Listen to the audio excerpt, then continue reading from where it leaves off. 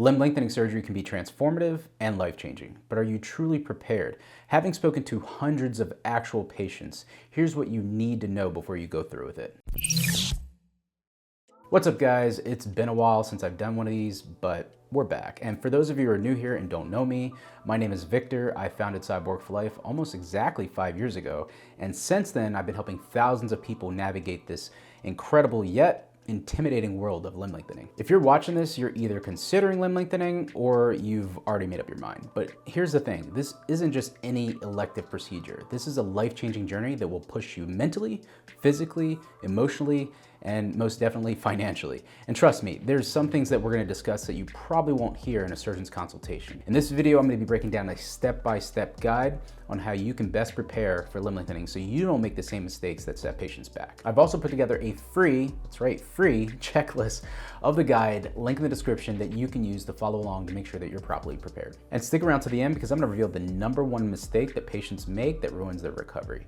All right, let's get into it. So first up, you gotta get your mind right. Most patients completely underestimate the mental game of limb lengthening, and it comes down to 3 key areas. The first is managing expectations. This surgery is months of stretching, pain, and rehab. And if you go in expecting an easy ride or a drive-through where you choose, I wanna live life taller off of the menu, well, then you're in for a rude awakening. And it's easy for me or the other patients that you see on my channel that I interview, we're smiling, we're laughing, and you could think, it doesn't look that bad, but you're only seeing a snapshot of a much larger and longer process. I mean, what about the sleepless nights because you can't get comfortable, or not being able to get up and get, food or drink whenever you feel like it, or coping with the possible nerve irritations, or pushing through multiple physical therapy sessions per day. And the thing that really gets the patients, the downtime. You have to understand that this is a forced sabbatical from your normal life. You are sidelined or benched for months to gain a few inches, and that is very tough for a normal person to accept.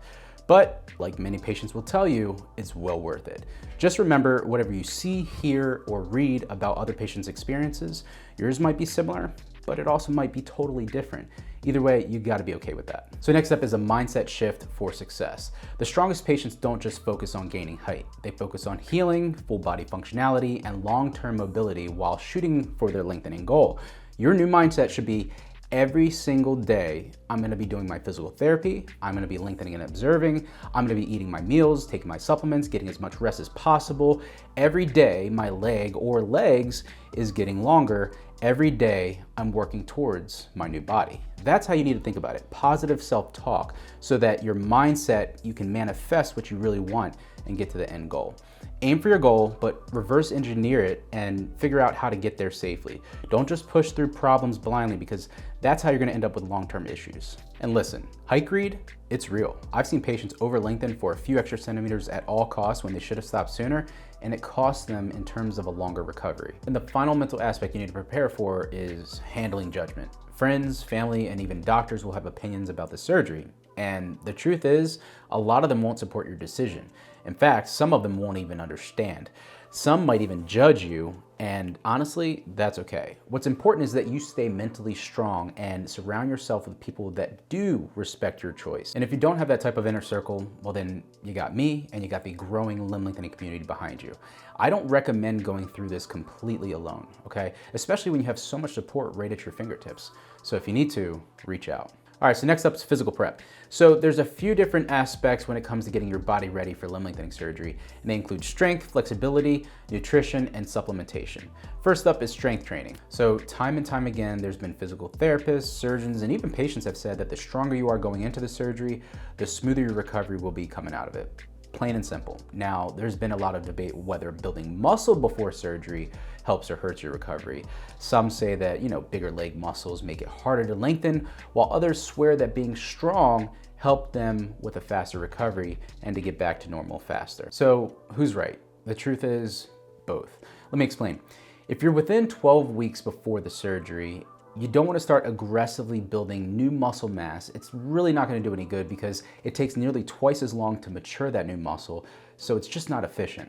If you're within 3 to 6 months out, you should focus on maintaining your current strength level in what I call a standby or a maintenance phase. That means you should still be training your quadriceps, your hamstrings, your glutes, your abductors, your adductors, your calves, and your tibialis anterior. Basically, train your entire lower body because these are the muscles that are going to take the biggest hit in terms of atrophy or muscle loss after surgery. Maybe just focus on dialing it back to 60 to 75% of your typical weights and do a moderate rep range so that you can, leave some in the tank and mitigate hypertrophy. What about if you do nothing at all? No workouts. Well, then you can expect your mobility to suffer. The weaker your muscles are going through their active range of motion going in, the harder it's going to be to regain the strength and the movement after. The good thing is that maintaining strength before surgery can reduce strain, improve joint stability, and make the recovery process a lot smoother. So definitely work out, keep yourself in shape, strong, all that good stuff, but maybe not so bulky by shoveling down a ton of calories and massively overloading your muscles, and you'll be just fine. Let's talk prehab.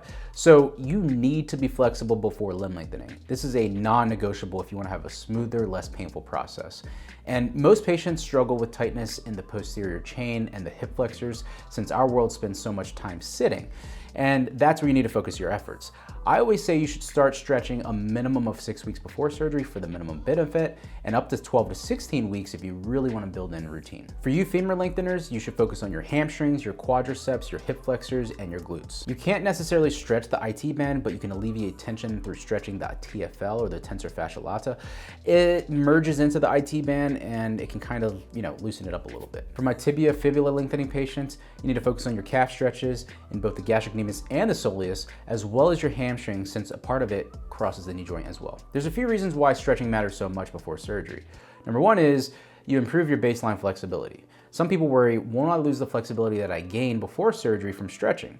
And the answer is, it's true you do lose flexibility faster than you gain it. I mean, doesn't everything, except body fat. So that's why you should maintain your stretching of your muscles almost daily up until surgery, and then you'll pick it up soon after, through inpatient physical therapy, and then eventually with outpatient physical therapy like a week later when you start lengthening. The more flexible you are going in, the better you're gonna handle lengthening and, get past what I call the threshold, which is about 5 centimeters for those femur lengthening patients and about 3 centimeters for you tibia lengthening patients. Now that's never a guarantee, but from the hundreds of patients that I've talked to, it seems to be the case. So another reason why stretching helps is because you reduce pain. Do you ever notice that when you're stiff from being immobile for long periods of time, your joints ache more? Well, the same applies here. Tighter muscles equals more pain. If you increase your active range of motion before surgery, your soft tissues won't resist as much, making the process a lot more bearable. And the third reason why stretching is so important is because you build discipline, okay? Basically, if you establish a solid routine now, sticking to physical therapy during lengthening becomes that much easier. I actually have videos on the channel on pre-surgery stretches that still hold up to today, as well as in my free course, Limb Lengthening Secrets, which is a link in the description. I go over all the different stretching routines that are perfect for a beginner. So check those out if you want a structured approach, and I might even make a new video soon breaking down the best pre-surgery stretches. Next up is nutrition. You are what you eat. I cannot stress this enough, okay? I've seen it over and over. Patients who eat well heal faster, and those who don't fall into delayed union territory, among other things. So which one do you want to be? Exactly. Before limb lengthening, it is not the time to restrict your calories and go on a fat loss diet, okay? Instead, you need to eat strategically to fuel your healing. So let's talk about it. Protein. It helps heal and repair your muscle and your soft tissue. Healthy fats. It helps reduce inflammation. Carbs keeps your energy levels up for your physical therapy. Look, if meal prepping sounds like too much work, then consider a meal delivery service. They save time and they help you stay consistent. Just heat it, eat it, and move on. Snacks. So keep it simple and functional. A protein shake or a protein bar plus, a healthy carb and some fruit or nuts, they work great. I'll be going deeper into limb lengthening nutrition in an upcoming video, but for now, just focus on balanced meals with a quality protein source at every meal. All right, so next up we have supplements. So these support, they do not replace your nutrition. And notice how they come after nutrition? That's because they should complement your diet. If your diet is poor, then the supplements, they're just not gonna work as well, okay? That said, if your nutrition is on point, then here are the top supplements that you can ask your surgeon about if you can take before surgery to help you prep your bones and soft tissue for healing, okay? So first up, we have calcium. Your bones need calcium. I always recommend either the citrate or the MCHA or the microcrystalline hydroxyapatite versions. They're just more bioavailable for the body. And stronger bones equal a faster healing process. Vitamin D3 and K2, they help your body actually absorb the calcium that you have. Then we have collagen and vitamin C. This 1-2 punch is a great combo to help support bone and soft tissue regeneration. I'll be delving deeper into an essential supplements for limb lengthening video in the near future.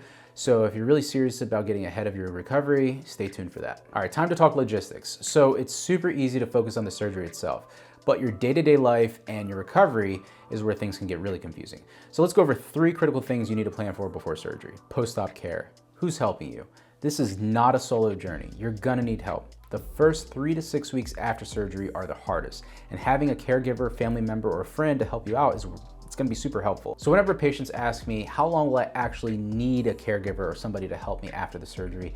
And I tell them around a month. That's roughly how long it's gonna take for the post-surgical pain to settle, you to establish a daily routine from your lengthening to your eating to using the bathroom, your hygiene, physical therapy, and so on, as well as for you to regain some of your independence and moving around. So what will this person be helping you with? Well, assisting you with transfers, getting in and out of bed, using the bathroom, getting groceries if you're not using a meal delivery service, cleaning your living space, since moving around is gonna be a struggle, helping you stay on track with your medications, stretching, for physical therapy. If you don't have a friend or family member to help you, then hire someone. I mean, take it from Nailed Legs or Natalie. Important to know this because, for instance, if I need to get water in the morning and thankfully my mom's with me, but I can't boil a cup of water and then bring it to my room because I need 2 hands on my walker. This whole thing, it takes so much longer to just do a basic thing like going to the restroom. So I highly recommend you get help. May it be, a caretaker, a family member, a friend, whoever, have help with you. Because, wow, especially, those first couple of weeks post-op, I really wish, I had help. Like I mentioned before, my mom came to help me, but it was, much after, the post-op period. It's my recommendation, is have help, especially post-operatively. It's going to make your life so much easier. Budgeting for unexpected or hidden costs. So surgery is just one part of the financial equation. The real costs go beyond that. So here's what you need to budget for. Physical therapy. Expect to pay for at least 3 months of physical therapy unless it's included in your surgery package. Assistive devices. So crutches, walker, wheelchair, a lot of times the hospital will give you those, but if not, you gotta buy them. Bed lounge items like a recliner pillow, ice packs, a grabber tool, stretching straps, massage gun. A lot of this is all very important. I will make a new upcoming video on this. Supplements and medications, some will be prescribed, others won't.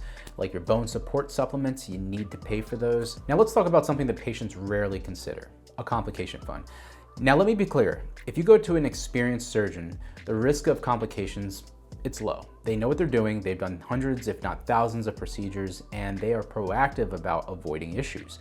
But complications can happen to anyone, anywhere. That's why it's always recommended to save at least 10 to 25% of your surgery costs as a safety net. Now, if the lengthening device itself malfunctions and it's not your fault, then the device company is usually responsible for replacing it.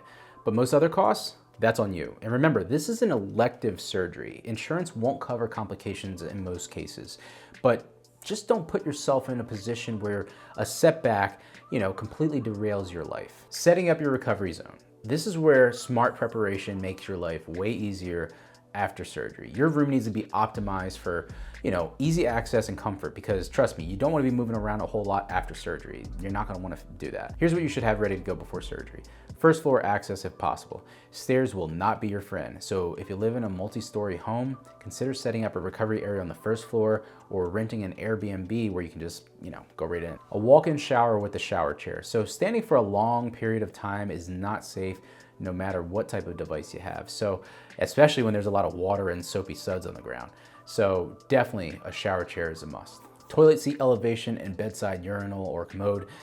This just makes life a whole lot easier. Getting up and down is going to be difficult at first, so a raised toilet seat can make a huge difference. Bedside table stocked with your essentials, keeping everything within arm's reach. Your medications, your water, your phone charger, remote control if you want to watch TV, chill. A grabber tool, like I talked about earlier, super necessary. It's a lifesaver. You don't want to be constantly bending over and risking falling to pick something up.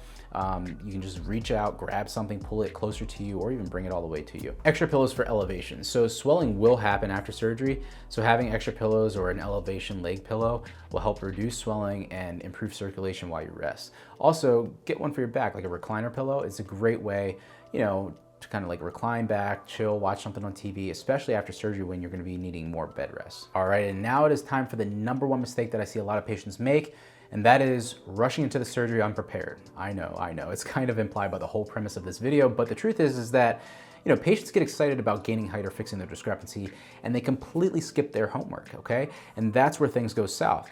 Look, not researching your surgeon is a huge one. I can't tell you how many times that I've seen patients book surgery after watching one video online, and they're going through surgery, going through lengthening, and then halfway through, they're dealing with severe muscle contractures where they lose range of motion in their ankle or their knee, bone malalignment where they're lengthening at the wrong angle with some weird, bizarre, obsolete device, or they have bone infections. The bottom line is that you need an experienced surgeon. Don't just go with the cheapest option. Go with the one that will get you through the process safely. Next is skipping physical therapy. Limb lengthening is not just about growing taller. You're not just lengthening your bones. You're growing new soft tissue as well, okay? Tissue needs to be properly adapted to its new structure, its hanger, if you will, okay? So if you skip physical therapy or you do it inconsistently, your muscles and your joints will not move properly, and you're gonna regret it in the long run. Consistency and staying on top of that stretching and that physical therapy is key. Next up is ignoring the mental and financial stress. This is a long and expensive process. If you're already struggling financially, it might be better to wait and save up than rather rush into surgery unprepared. And if you're not in the right headspace, consider talking to a mental health professional, not for therapy or anything like that to justify your decision, but just to make sure that you're emotionally ready for the physical and psychological toll that this process can take, because the last thing you want to do is get halfway through lengthening and then feel like you've made a huge mistake. Be 100% sure that you're ready. All right, guys, so now you know how to prepare for limb lengthening surgery the right way. I even made a PDF checklist, link in the description, so that you can stay on track and make sure that you're ready for the process ahead. I wanna hear from you guys. Which part of the process do you feel least prepared for? Be sure to comment below. And if you still have questions or just wanna have some specific answers to your situation, then feel free to book a consultation. You can schedule that in the link below. And if you felt like the video was helpful, go ahead and hit that like button. Be sure to subscribe. Until next time, this is Victor from Cyborg for Life, signing out. Peace.